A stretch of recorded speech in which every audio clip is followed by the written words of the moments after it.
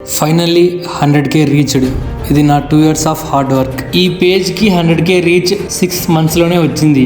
కానీ 2 years అని ఎందుకు అన్నాను అంటే ఈ 2 yearsలో డిఫరెంట్ టైప్ ఆఫ్ కంటెంట్ మీద వర్క్ చేశాను. ఫన్నీ వీడియోస్ అని, బిగ్ బాస్ కంటెంట్ అని, టెడ్డీ బియర్తో ఒమిగల్ వీడియోస్ అని, జీకే వీడియోస్ అని, మూవీ రివ్యూస్ అని, ఇంప్రెసివ్ వీడియోస్ అని, వీటిలో ఏ ఒక్క ఛానల్ క్లిక్ అవ్వలేదు.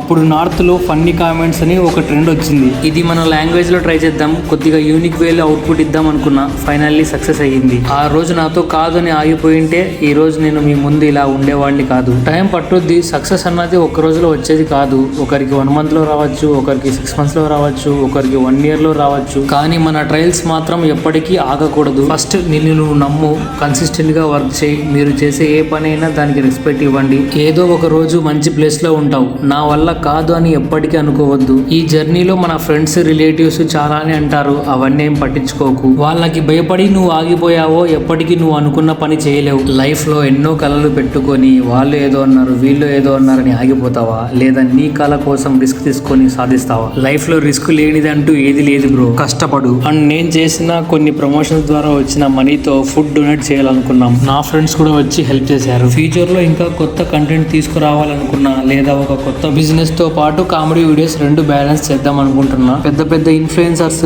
ఫాలోవర్స్ చాలా మంది DM చేశారు కంటెంట్ బాగుందని. థ్యాంక్ యూ సో మచ్ మీ అందరికి. అండ్ ఇలాగే నవ్విస్తూనే ఉంటా.